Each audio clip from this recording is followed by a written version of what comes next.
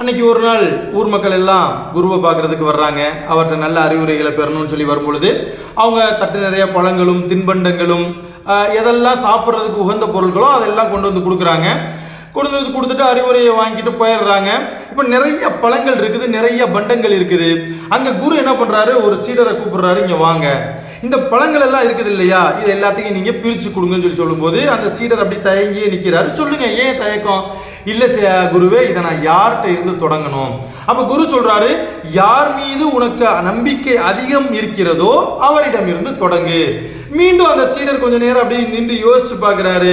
யோசிச்சு பார்த்துட்டு தட்டில் இருக்கக்கூடிய ஒரு பழத்தை எடுத்து தான் சாப்பிட்றாரு. சாப்பிட்டதை பார்த்த மற்ற சீடர்கள் எல்லாம் அதிர்ச்சி ஆறாங்க. ஆஹா, என்ன இது குருவை வந்து அவமதிச்சது மாதிரி செஞ்சுட்டாரு அப்படின்னு சொல்லும் பொழுது குருவினுடைய முகத்துல ஒரு புன்னகை தெரிகிறது. அப்ப அவர் என்ன சொல்றாரு, முதலில் ஒருவன் நம்ப வேண்டியது தன்னைத்தான்.